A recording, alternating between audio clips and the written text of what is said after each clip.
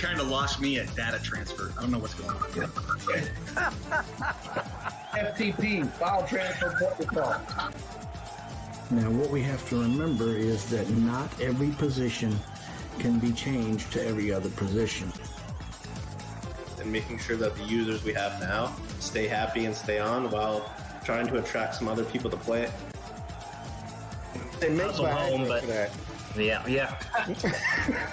No, that's over in a heartbeat. Ain't got any problem with that.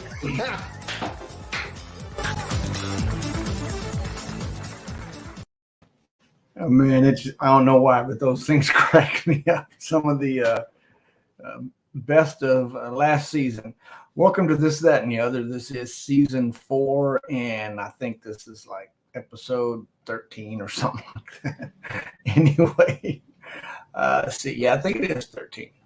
Anyway, I hope to have a couple guys pop in on the show tonight as guests and chat with them about a variety of things. But in the meantime, if they show up, great. If not, we'll just talk about a little recruiting. So I'll go ahead and get started with that.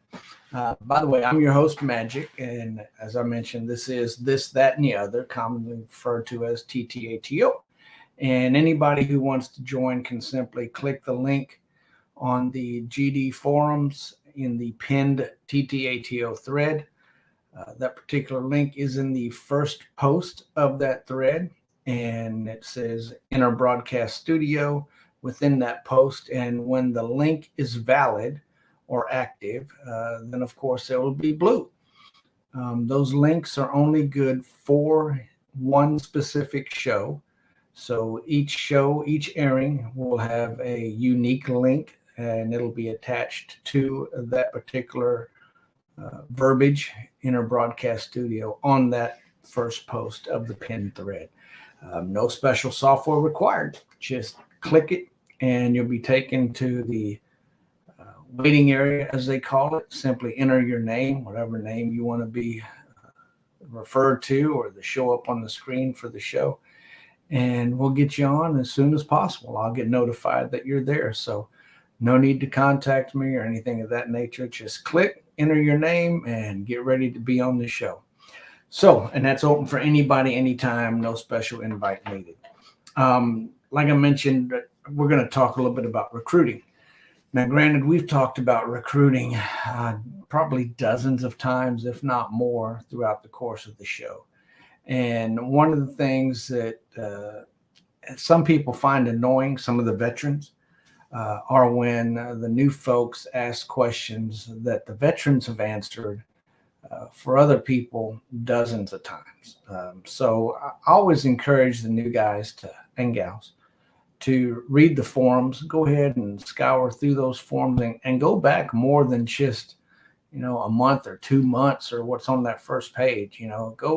Go back a couple months. And you can also use the advanced search, where you can enter a particular word and it'll find all the posts that have that particular word inside that post. So that'll help you out as well. But for me, I really don't mind, providing an answer, even if I've answered that question a couple of times. It's all about learning, and you have to appreciate that these are the first go around for some of these folks. And we want them as a community to be able to get the hang of things as quickly as possible in order to enjoy the game eventually up to the level that the majority of us do enjoy it. It gets to be complex once you leave Division III. It can be quite laborious if you're wanting to be successful at it and you want a good shot at winning some NCs or potentially winning a national championship.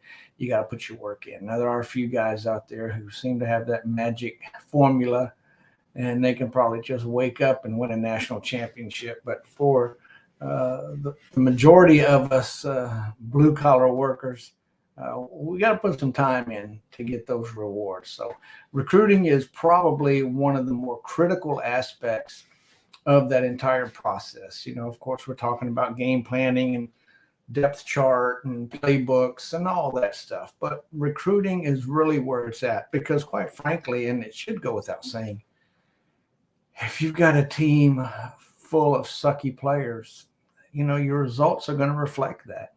you're not really going to be too successful. Now, the one thing a lot of people kind of get confused about that is when they see a player who's a sim AI and they think, oh my God, this guy sucks. Well, we have to understand what category sim AI that player is. And there are two categories. There are the sim AI who is recruited to a team that is coached by a sim. That's one category. And the other one is a sim AI player that is signed to a team that is human coached. That's a different category. Now, the reason that distinction is important is because if you're a human coached team and you don't sign all your scholarships, your assistant coach will just go out and grab somebody walking on the street and throw them on your team. That's the category 2, as I reference it, type sim player that generally sucks. Every now and then you'll find that rare gem, and there's currently a thread going on the GD forums about finding those few and far between guys that actually end up being pretty good players, even though they're sim signed. But the category 1 guys are usually quality players. Those sims are usually top-notch players because the recruiting that goes on by a sim coach team actually gets no vision restrictions whatsoever. So some of those guys are better than guys that you would see after you took over the team. So don't shy away from a team that's loaded with sim recruits, especially when you're getting started with the team or you're starting your career with a particular team, because some of those guys are going to be quite good, actually. And you'll see that it's not uncommon to see sim teams in the top 25 that have been sim coached for many, many years.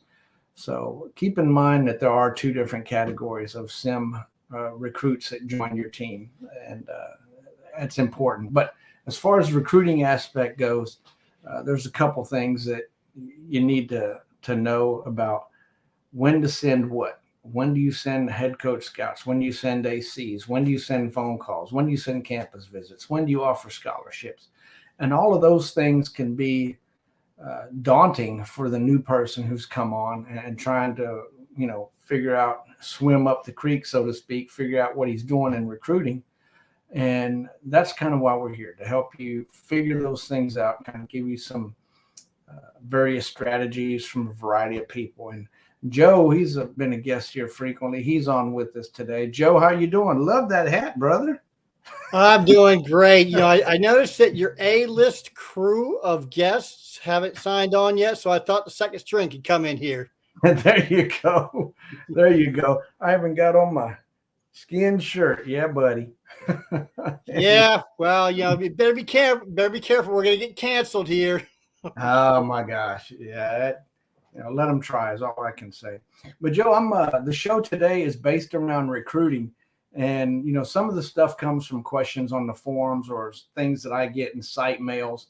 And I've always let everybody know that site mails me. I'm not going to reveal your name unless you want me to, unless you want to be known that you asked this particular question or whatever. So I frequently field quite a few questions. And recently, I got a question that was multifaceted. Basically, it had a couple prongs to it, if you will. And the premise is cycle 1. What do I offer and when? And there's kind of a thread to that on the message on the forums. But I will say that this individual has not posted on that thread. He didn't originate it, and he hadn't posted. He saw the thread and contacted me to get some of my opinions on it. And I've got my take. I've tried different things, and it all depends on where you are, what division, etc. But for the new guy, Joe, whose first foray into this game is at Division 3, he's picked up his first team. He's got a pretty good team. He's got 40 wins over 3 years. That team does when he took it over. So he's going to have some pretty good vision at D3. What do you recommend he do at the first cycle if he's trying to fill, he's going to fill 12 recruiting spots throughout the position analysis. He's not hurting at any one, but he's got 12 players to sign. What are you going to tell him to do? Well, Division Three, that I tend to get out of Division Three as quickly as I Yeah. possibly can. Of course, if it's his first season, that means he doesn't have any playoff money. Right. And if you're right, he has good vision. I mean, usually what I do at Division Three is I sign a relatively decent class because I know I'm not going to be there, but I don't want to sully my reputation by running a team into the ground. Right. So just basically stay within your 180, maybe 360, and first cycle scout some players. Generally speaking, if you see a player that you think can start for your team immediately, and you're willing to sign this guy no matter what his potential is, throw a couple campus visits. Maybe usually I use campus visits and head coaching visits. Those are the two things I use. But if you know you want the guy right now and you don't care whether he's very low potential or low potential, go ahead and throw in on him right now. Unless you've got somebody real close that you think might go for him too. So now I could probably do an 8-hour series on recruiting alone and never really get into the weeds of the various nuances because there are so many variables. We're right now, you and I are talking about Division III, and I can name 3 separate scenarios that would call for 3 different recruiting strategies. And just at the high level view would be for the guy who's coming into D3, first time player. He's got a really good vision team, and his goal is to get the hell out of D3 and get to D2. And his team is pretty well balanced, but he's got, like I said, about a 12-man recruiting class, and he's got 2 or 3 places that are weak that he could easily fill with recruits that would be productive right away. So kind of what you alluded to, that's a situation where you really don't care about potential simply because you're not going to be there year 2, 3, 4 for this particular player. It's a 1 year and done. It's kind of the inverse of Kentucky basketball with their players. You know how it used to be. They'd come in for 1 year and then the players would leave. Well, now you're the coach. You're coming in for 1 year and then you're going to leave. So you want to be effective and have success right away. So in this particular scenario, I have recruited specifically to fill those 2 or 3 shortcomings, and the rest of the recruits be damned. If I've got $3,000 per recruit and I've got a 12-man roster or a 12-man team that I'm supposed to pick up for recruits, that's only $36,000. I don't have a lot of money to play around with. So I will go out and, regardless of potential, regardless of work ethic, I'm talking about core players who can be effective now. I have no heartburn signing 3 players and dropping the entire $36,000 on those 3 players and picking up Sims for the rest of them because they weren't going to start no matter who I recruited anyway. They really weren't going to help my roster. I'm looking at guys geared for the win right now, and I'm moving on. So that's one way. Now, you were talking about the guy who wants to kind of balance out his roster, and he may only be there for a year, similar situation, but he's going to recruit an entire 12-man grouping. And again, talk about how the limited money affects your strategy when you are trying to fill those 12 recruit scholarships with decent players. Well, yeah, I mean, I generally will recruit an entire class. And I do that because I don't like to leave a team in worse condition than I inherited the team. Sure. Yeah. And I'm sure, and I'm actually monitoring a team I left last year, won the national championship last year. And I'll hold my comments. I may wind up making a post on this because I think the guy who took over the team is poised to in one season destroy it. Is this Central Arkansas we're talking about? Yes. 35 scholarships open. And so far, he has signed 6 players. So it looks like he's. I don't know, because recruiting, is still ongoing. We've already had the first day of signing, and he signed 6 players. He had 35 open scholarships. That's over $200,000, and the best vision you can have with a national champion. And so far, he signed 6 players. And this is Wilkinson, isn't it?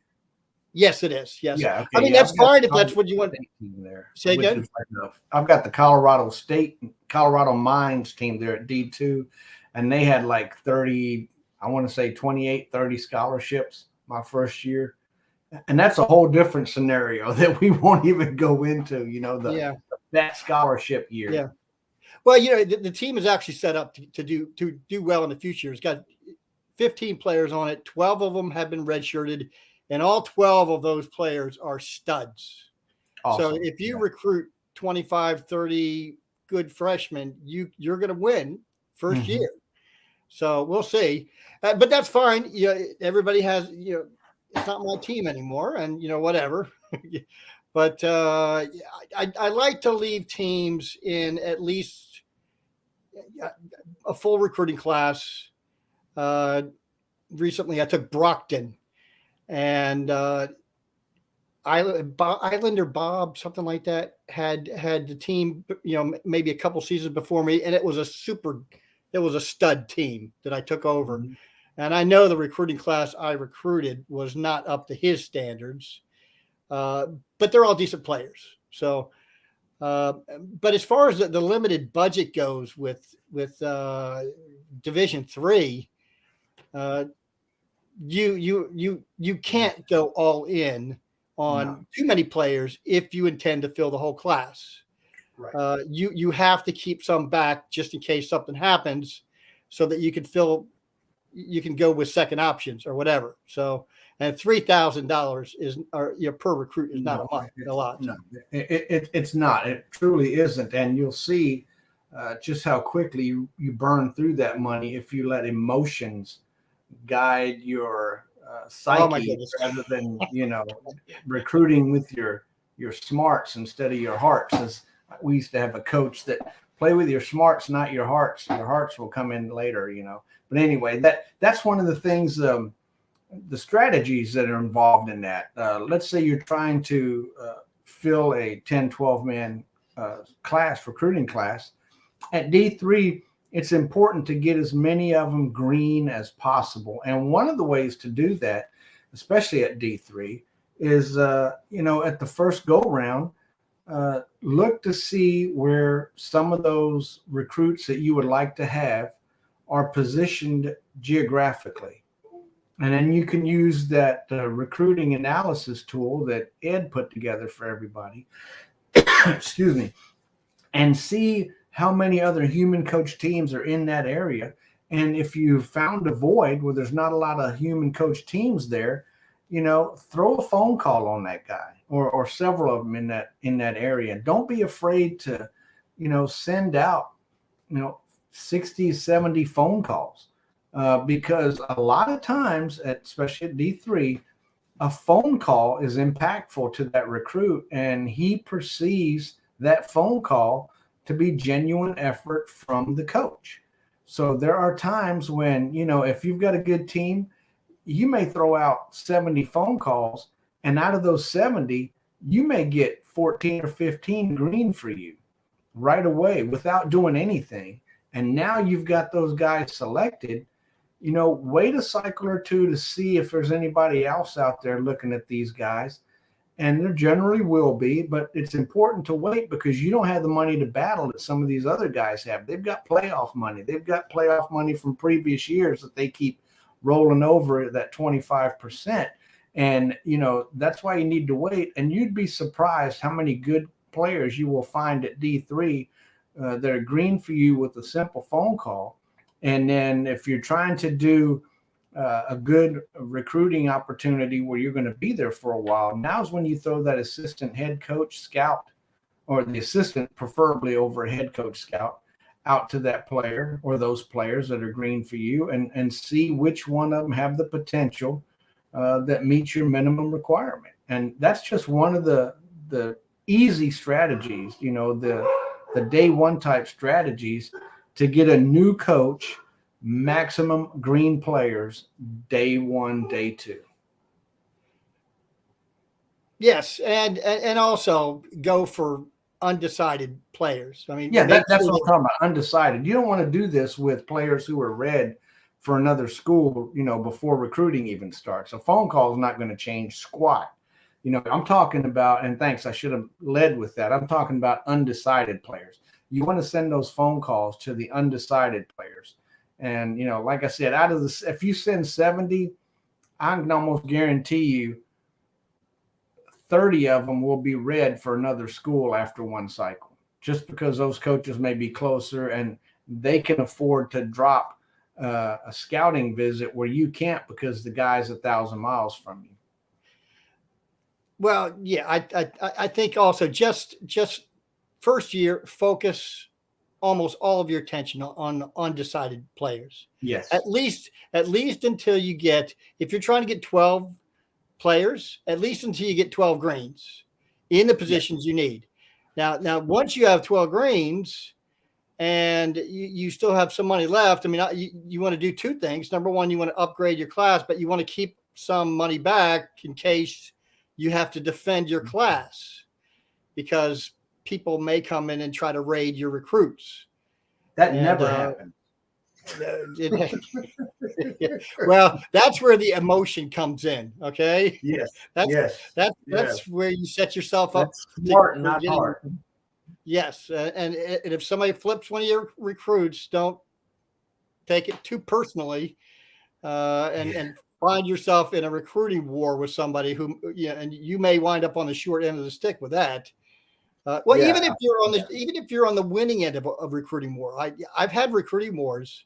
I remember I was at Houston one year, and the coach at Texas A&M flipped 4 of my recruits, and he did them one right after the other. And as he was flipping the recruits, I was sinking money into each one of those recruits, and the guy literally destroyed my recruiting class. Yeah.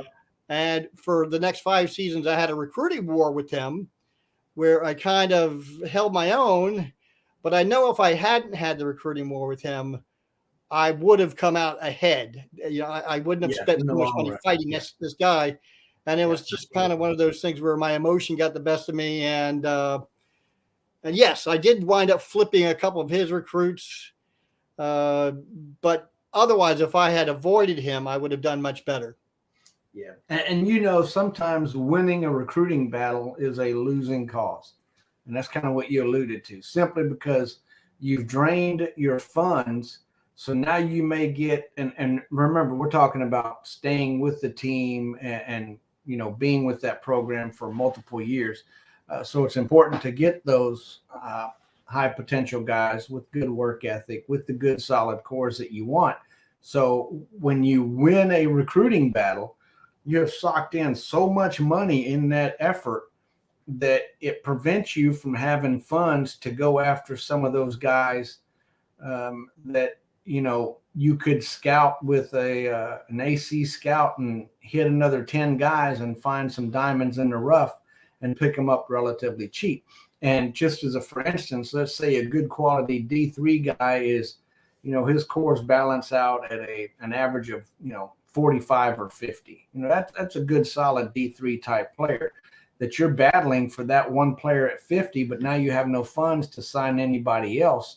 And you're taking on a really crappy Sim AI assistant coach assigned player that's really not going to help your team now or in the future. Plus, you're probably going to want to cut that guy in the coming seasons, and it's going to hurt you even more because it was under your watch that he got signed. So it's just what did Ronnie Reagan call it? The trickle down economics. It's, the trickle down bad effect of poor management when it comes to recruiting. I would rather take a couple 40 guys that are going to be around for a while and, if nothing else, be great backups than have that 150 guy and it hurt my recruiting class and my coaching reputation as well. Because if you're going to move to D2 eventually, you don't want to have that F in that in that reputation, because you've cut guys every year that your assistant coach signed. Yeah, I can't relate too much to Division III recruiting. Yeah, of course, I've been at higher levels, but it's the same concept. I mean, there are occasions when you do want to have you do want to stand up to somebody who's grading your area or whatever. Yeah. Oh no, absolutely. But not your first year at D3. Yes. When you don't have any money.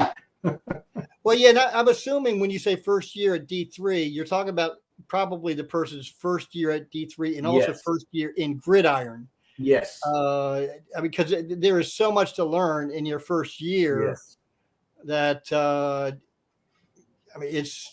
you're learning everything basically. Yeah, exactly. And it's critical too at D3, and that's why I wanted to start off with the recruiting aspect, is because a good recruiting class can compensate for a first year's coach mistakes simply because he doesn't know what he's doing with the particular game layout and how to game plan and how to set your playbooks up.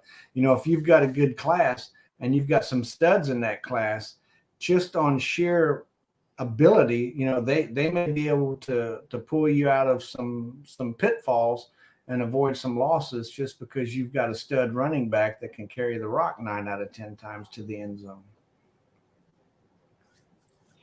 Yeah, I think your video and your audio are off a couple seconds, about a second or two. Seems like you're a little out of sync as far as I can see. Maybe that's just on my end. I'm getting some of that on the flip side as well. So maybe it's just a lag or something. Hopefully it's not too interruptive for the folks that are watching, but I've noticed it happens here from time to time. So, one thing, now, of course, your tutorials are really good for people. I think this is kind of a situation where the rich are going to get richer and the poor are going to get poorer. In other words, usually those who are going to be successful are going to be like S. Cottrell. They're going to do a lot of research. They're going to look through the message boards. They're going to find any videos on YouTube that are going to be, and they're just going to do a lot of research. They're going to watch all your videos. In fact, I'm creating a tutorial myself, which actually take a couple months. So someone who has the propensity to do a lot of studying will learn much more quickly than somebody who comes on and just kind of wings it. Yeah. And that's just the nature of this is a very complex game. There are a lot of things that you could do to be successful. And if you do all of them in conjunction, you can be very successful. But for a new player, you're not going to be successful really early unless you do look on the message board and do check YouTube for videos. And maybe possibly site mail a couple people or whatever. You go on the message board and say, "Can you teach me?" or whatever. Yeah, I've seen messages where people say, "I'm looking for a mentor" or whatever. But if you're expecting to come on and just play it and not study and not learn, then you're going to be less successful. Which that's fine. Some people, not everybody can be completely 100% successful or whatever. I think of myself as a pretty good coach. I know there are much better coaches out there than me, and I kind of bank on hoping to get lucky every now and then. So, that's me. Yeah, that's me. And one thing too that a lot of people don't understand until they've played this game for several years is it is X's and O's. When we come down to the nuts and bolts, it is X's and O's that are in essence ones and zeros. It is nothing but a computer simulation game. So there's aspects of the game that, as a person who has coached in the real world, don't transfer to this game. They don't necessarily apply. One of those things, of course, is the emotional aspect. The guys you put on the field don't know if they're winning or losing.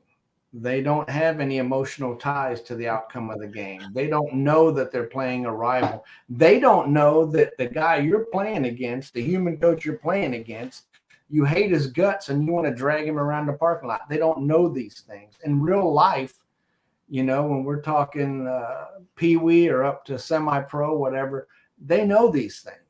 And those things can, in fact, have a bearing on the outcome of a game, just like cheerleaders. You know, when I coached pee-wee ball, our cheerleaders, I swear, they counted for at least 5, 6, 7 points a game just because they kept the guys pumped up and the spirits up and the emotions going. And you know, everybody was ready to go. They had their engines revving. And these ones and zeros that don't work like that. It just doesn't. And that's sometimes, you know, the aspect that a lot of guys fall victim to is thinking that, you know, I'm going to put this guy in because he's got 700 yards and he's, you know, 2 games to get 1,000. He's going to work. No, he don't care how many yards he has. Yeah. But, you know, I think it's, if you understand this is a numbers game, and, but I'm not talking about numbers as far as stats. Right. I'm talking about numbers as far as each attribute is a number. Yes. And you're trying to understand how to project how these numbers are going to translate into the game. And rather than worrying about having within that game, Joe, you know, the specific situations within the game. Sorry, but I wanted to put that in there too. Well, yes. You're taking 4 or 5 elements and you're trying to get the right combination, basically, or you know, and that's even simplistic. You know, roster management, recruiting, playbooks, your depth chart, your opponent's strengths and weaknesses, what they're doing, the unpredictable nature of what they're doing, and you trying to be unpredictable. There are so many things to consider, and some people are really good at this.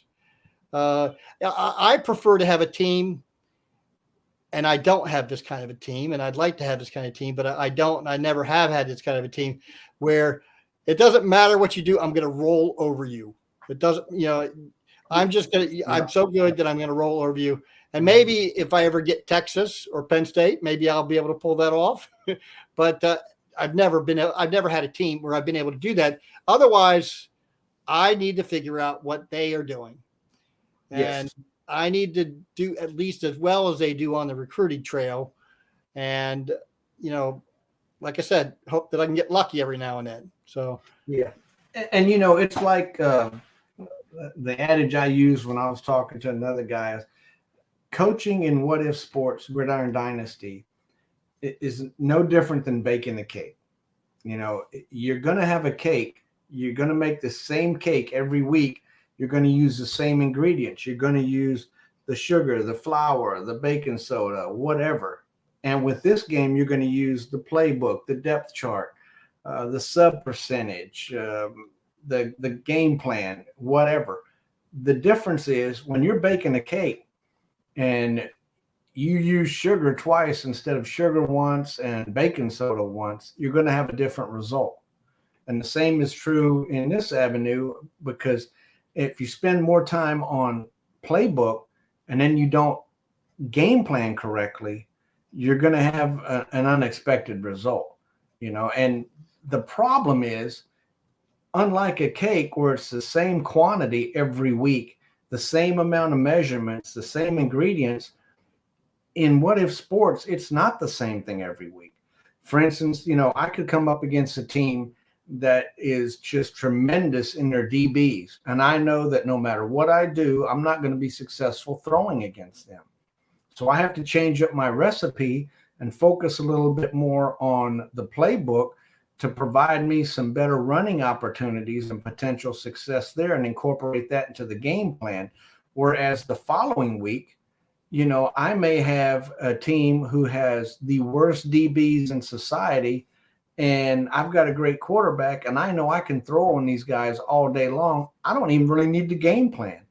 I just throw a playbook in there that's nothing but pass, and my success is going to be pretty much guaranteed.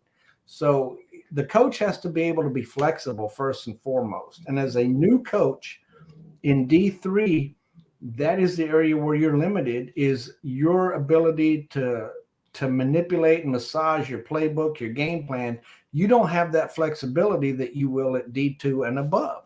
And that's one of the things that I think turns a lot of coaches away from this game, because they feel like what they see at D3 is what they're going to experience up through D1. And it's just not the case. Yeah, I think one of the problems that new people have is when they go into D3, I mean, they obviously learn very quickly that they have a limited ceiling short term. And there are some players who play at D3 who have been there for a long time, and they obviously know how to play the game, and they have really good vision, and the quality of players that they recruit are superior to the kind of players that a new player is going to get. And they have a very short expectation. And if they could just understand that there are people who have been playing this game. I've been playing this game for 5 years, and I'm like a newbie still compared to most of you guys. If they can understand that people have been playing this game for 20 years, obviously they know how to play the game. Okay, so if you want to become really good, you can become really good, in 6 months. But you're going to have to put some serious study and work into it, because these players are good. They've been playing for 20 years. So, like I said, I've been playing for 5 years, and I'm a newbie. I do bring other recruiting games with me. I've played other games, so that helped a little bit. But I still have my ears. I'm listening. When you guys are talking, and I'm just trying to pick one more thing out of your brain. Hopefully you'll slip and say something that you shouldn't be saying out loud. Okay.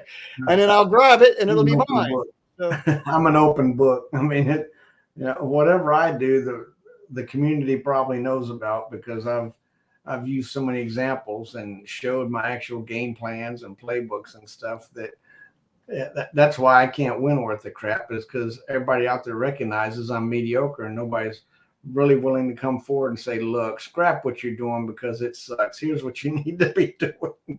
And, one of the drawbacks too, for me, I've been on since I think 2005, I think is when I started playing this game, late 2005.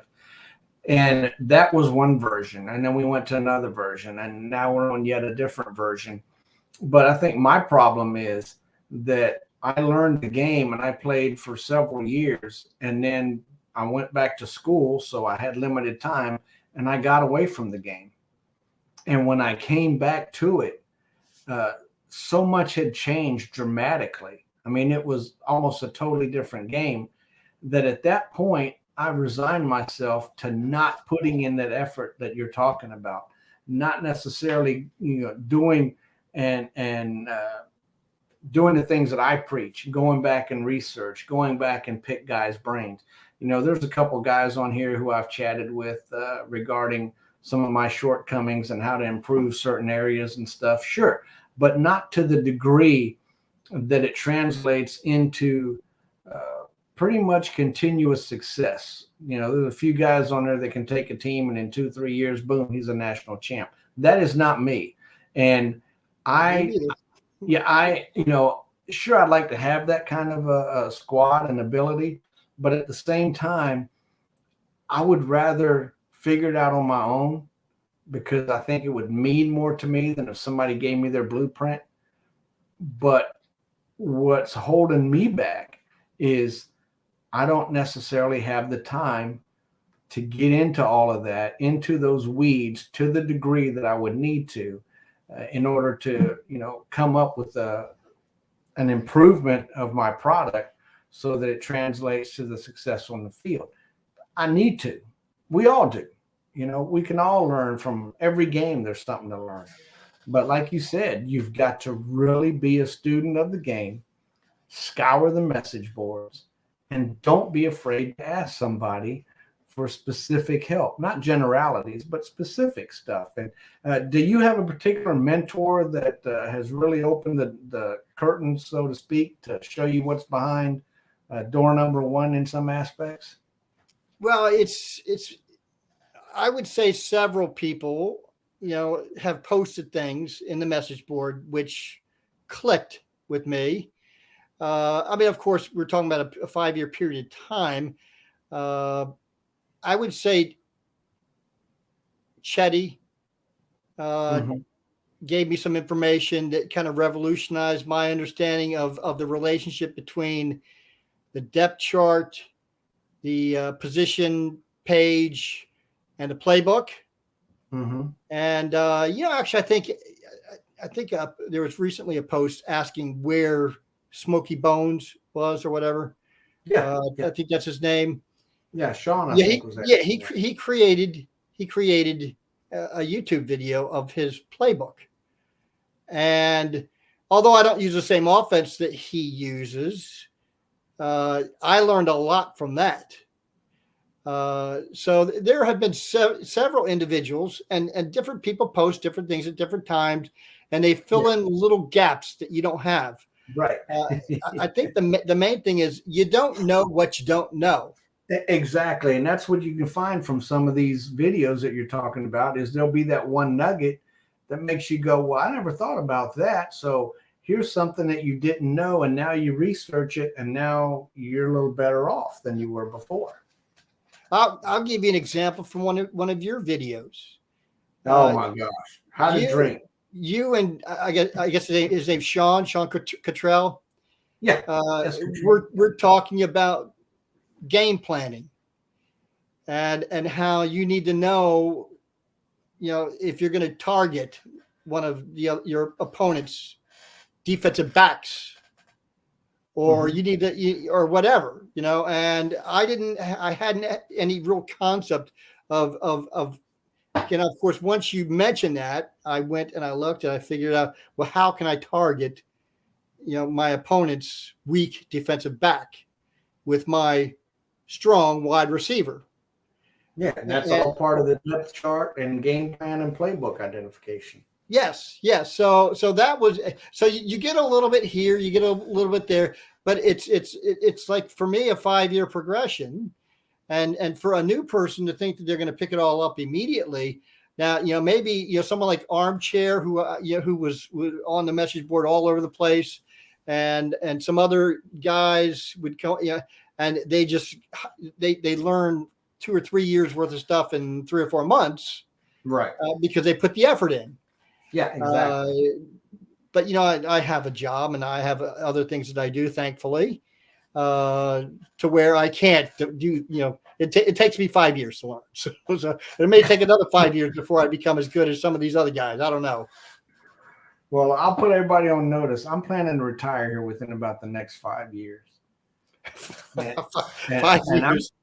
And I'm going to have me plenty of time to figure out this game just in time for them to change it once again. That's going to be what happens. That's why I didn't go back to what I did initially and sink a lot of time into learning the new engine, as it's referred to, because I was like, man, I've done this once. I don't want to do it again. Yeah, it's really difficult to imagine them improving this game too much more because, number one, the programmers don't understand the coding very well.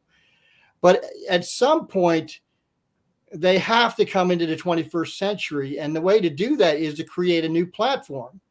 And that's kind of what they're doing now. Is they're taking the actual guts of this game and moving it into the 21st century by making it more modular.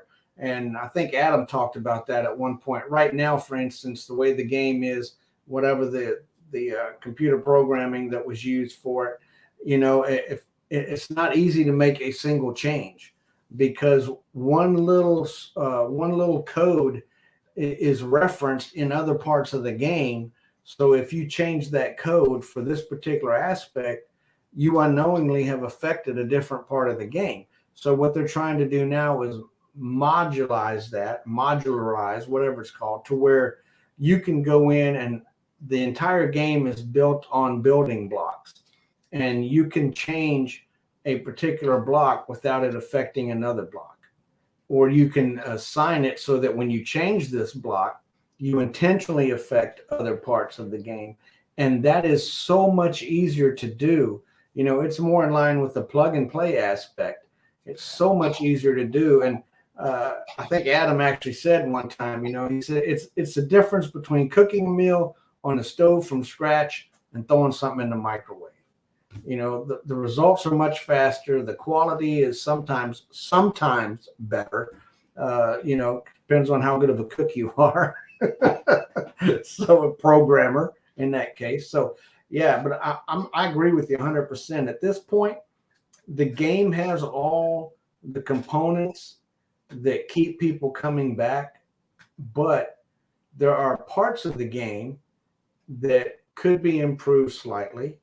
And hopefully those aspects will be part of any type of future upgrade that they've been talking about for the last year or so. And we need to get Jordan back on to get him to provide us with an update of how things are going behind the scenes.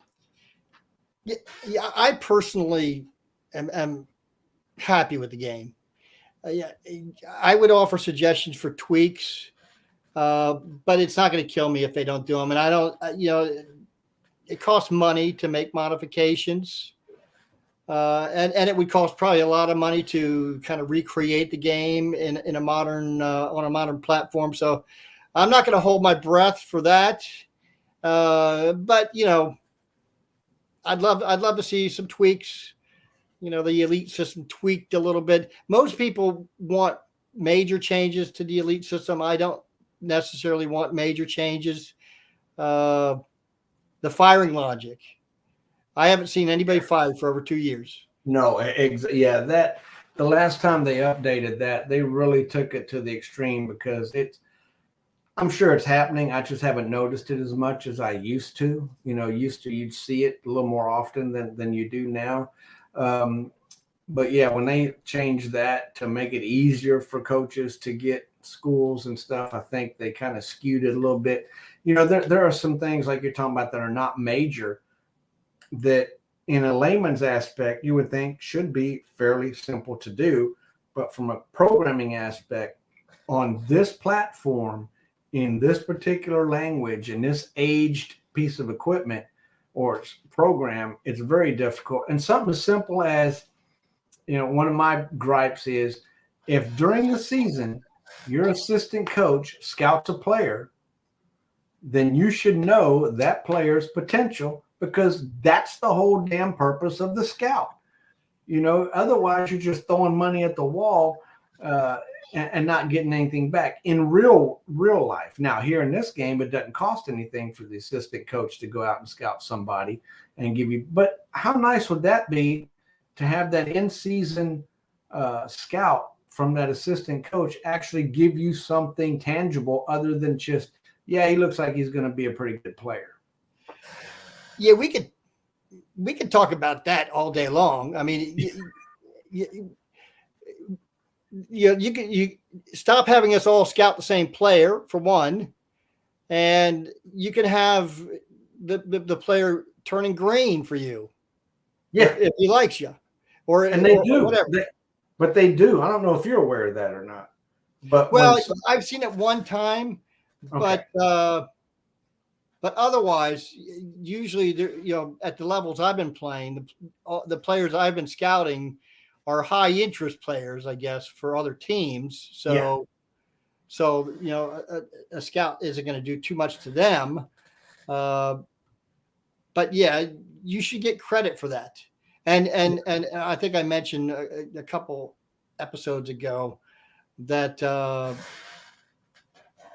can't remember what I said. It's kind of showing how senile I'm getting. Welcome to the club. But yeah, I mean, there are some things that would make sense. That you know, it's like, well, if it's doing this, then why isn't it doing that? You know, right? And but like I said, generally speaking, I'm happy with the game. I'm having a good time. I'm competitive. I'm not the best coach in the world. I still haven't beaten Penn State yet. At some point, I'm going to beat Penn State. Okay. I hear you. Yeah, but you're right. I agree. I love the game. And, when we're looking at this game for the entertainment value, realistically, what else can you do for $10 a month? Let's just assume you've got one team for $10 a month that you can enjoy, even though you're not actively on the computer with the game or on your phone. A prime example, I had an MRI done yesterday. I'm highly claustrophobic, but I had an open MRI machine do an MRI on my rotator cuff. And as I was laying there to help stem off some of that claustrophobia, and I thought about, my wife and a vacation, rewiring the boat that I'm working on. But then I also spent quite a bit of time thinking, well, maybe if I convert to a wishbone offense and I change my depth chart and I start recruiting wide receivers and converting them to running backs and throwing to them because their hands are going to be better. And it's a short game, so I really don't worry too much about speed. So I could potentially make that. That's the kind of stuff that you get for your $10 a month that you don't necessarily get somewhere else, for $10 a month. I mean, if you spend, I don't know how many hundreds of dollars a month, if you're an avid golfer, in green fees, etc., you think about enjoying the game of golf and being out there. But how often are you actually just daydreaming about your golf swing or daydreaming about, positioning the ball better on the green or whatever the case may be? You do, but I wouldn't as much as I do what is sports. And that's a fact in this household. My wife will tell you. Well, yes. I mean, So it's relatively cheap. fantasy football. I mean, I enjoy it. Evidently a lot of other people enjoy it. And if you're either you're already good, if you're not thinking about it, and, obviously if you're one of those guys that can turn a team immediately into a national champion after 2 or 3 seasons without having the team already in place, then maybe you don't need to do a whole lot of thinking about it. But, for me, the incentive is to be as good as I can get and to win games and to beat people on the recruiting trail. And we were talking about recruiting earlier. There are 1,000 different ways to recruit. Absolutely. And that's one thing I think about. I say, well, what if and one thing I've been thinking about, and I haven't had the courage to do this. And of course, I played, I think I'm primarily Division 1A. Mm-hmm. What would happen if I spent my entire budget on the first round and just threw in with an entire recruiting class that I wanted to get? And now I'm going to turn some players green. Now, of course, because other players are sending, campus visits and everything else, I'm going to get a healthy chunk of that money back because I'm going to have, recruiting, campus visits that are going to get turned down. But what if I use my entire budget to just overwhelm some recruits? Yeah, I actually did that. I did that at Division 1, and I can't remember what team. It might have been Arkansas years ago. But I'd been there for several years. The other teams in the conference had been super successful, had a lot of bowl money at the time. Instead of playoff money, it was bowl money. And I had a class of I want to say 6 or 7, a pretty small class in relative terms of things. And I had a substantial amount of money. And like you just said, I picked 7 guys or 6 guys, however many it was. And I said, I'm going to throw all but a couple $1,000s on these guys just so I can sign some decent players if this doesn't work. And I would say that probably, if it was 7, I think I had maybe 5 guys that were green for me at the end of it. but they didn't stay green. Other teams came in, and because they were battling against one recruit where I had already put money in, but every one of them turned into a battle almost. I think 2 of them signed green without ever leaving green. The rest of them were either yellow and eventually turned red. I recall that did happen, but I ended up having to use some of that back pocket money to fill the class out in order to avoid Sims. But I think I only signed like 2 of those guys that I had put, $40,000 or $50,000 on, and they were close. So in terms of things, that money was well spent in effort because they weren't outside of my 360. But here again, I wasn't an elite, and elites came in with their minuscule percentage of improved recruiting opportunity, and basically just took anything I wanted. So I haven't done it again for that reason. I took that to be how it would always be if I did it. Now, see, I think that's where you have to, where luck is involved, number one, and number 2 is being able to anticipate what your opponents are going to do. Yes. Okay. Now, if a high part of my recruiting efforts is looking at what my opponents need and trying to predict their behavior. Who is this guy going to go after? Right. And if I think he's going to, if my opponent is going to go after that guy, then I want to find another option. And so basically, I mean, in my mind, I keep pushing around. I'm going to, of course, I'll pick out guys that I think are good, that I think that my opponents won't go all in on, and just pray that good potential. Yes, exactly. Thinking about doing it, but I haven't had the courage to do it quite yet. So if you're going to do it, make sure you do it when you got a ton of money, but only a few recruits to sign, because that's when you're going to get the most bang for your buck, so to speak. But like I said, in my experiment, things didn't quite work out. But you bring up a good point too about the different parts of recruiting, and who you are and who you're recruiting against, and how do those schools compare in their relative history? How do the coaches compare? And that's something I think we'll get into on the next show, is talking about how you can find out what your recruiting opponent needs or is his preferences. Does he pick guys that are below 35 work ethic, or does he never go below 40? And we're going to talk on the next show, if I can remember, about some of those things and the tools that we can use to find those out, because that all plays into the overall recruiting aspect and how you can be successful recruiting. But Joe, thank you for popping in. As always good to have a fellow Redskin on the show. And thanks for having me. Anytime, brother, anytime. But that's going to do it for this week. And I think we're going to be on again here in 2 weeks. So summertime's coming up. We may have some rescheduling due to family commitments or what have you. But for the most part, look for us about every 2 weeks or so. And again, I'm your host, Magic. I've enjoyed it. Hopefully you've learned something, and we'll see you next time around.